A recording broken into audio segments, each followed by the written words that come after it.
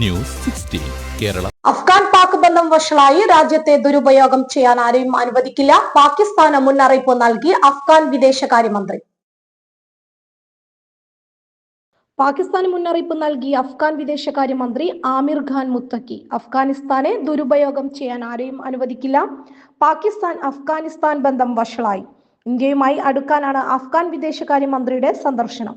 പാകിസ്ഥാൻ അഫ്ഗാനിൽ കളിക്കുന്നത് നിർത്തണം. അഫ്ഗാനിസ്ഥാനെ അധികം പ്രകോപിപ്പിക്കരുത്. നിങ്ങൾ അമേരിക്കക്കാരോട് ചോദിച്ചാൽ അഫ്ഗാനിസ്ഥാനുമായി ഇത്തരം കളികൾ കളിക്കുന്നത് നല്ലതല്ലെന്ന് അവർ നിങ്ങളോട് വിശദീകരിക്കും. ഞങ്ങൾക്കൊരു നയതന്ത്ര പാത വേണം, അഫ്ഗാൻ വിദേശകാര്യമന്ത്രി പറഞ്ഞു. അഫ്ഗാനിസ്ഥാന്റെ മണ്ണ് മറ്റൊരു രാജ്യത്തിനെതിരെയും ഉപയോഗിക്കാൻ അനുവദിക്കില്ലെന്ന് വിദേശകാര്യമന്ത്രി ആമിർ ഖാൻ മുത്തക്കി പറഞ്ഞു. ഡൽഹിയിൽ വിദേശകാര്യമന്ത്രി എസ് ജയശങ്കറുമായി കൂടിക്കാഴ്ച നടത്തിയ ശേഷമാണിത്. ഇരു രാജ്യങ്ങളും ഭീകരവാദത്തിനെതിരെ ഒന്നിക്കാൻ ധാരണയായിരുന്നു. ജയശങ്കറുമായുള്ള തന്റെ ചർച്ചകൾ ഫലപ്രദവും ഭാവിയെക്കുറിച്ചുള്ളതുമായിരുന്നു എന്ന് മുത്തക്കി പറഞ്ഞു. വ്യാപാരം, വികസനം, സുരക്ഷ എന്നിവയിൽ സഹകരണം കൂടുതൽ ആഴത്തിലാക്കാൻ ഇരുപക്ഷവും സമ്മതിച്ചു. അഫ്ഗാനിസ്ഥാനിൽ വികസന പദ്ധതികൾ തുടരാനും അവരുടെ വ്യാപ്തി വികസിപ്പിക്കാനുമുള്ള ഇന്ത്യയുടെ തീരുമാനത്തെ ഞങ്ങൾ സ്വാഗതം ചെയ്യുന്നു. സമീപകാല ഭൂകമ്പങ്ങളിലും വെള്ളപ്പൊക്കങ്ങളിലും ഇന്ത്യ നൽകിയ മാനുഷിക പിന്തുണയ്ക്ക് അദ്ദേഹം നന്ദി പറയുകയും ചെയ്തു.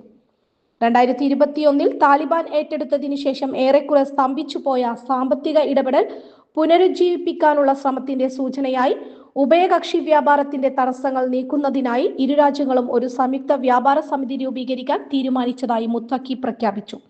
സുരക്ഷാ രംഗത്ത് താലിബാൻ സർക്കാർ പ്രാദേശിക സ്ഥിരത ഉറപ്പാക്കാൻ പ്രതിജ്ഞാബദ്ധമാണെന്ന് മുത്തക്കി പറഞ്ഞു. News 16 news desk.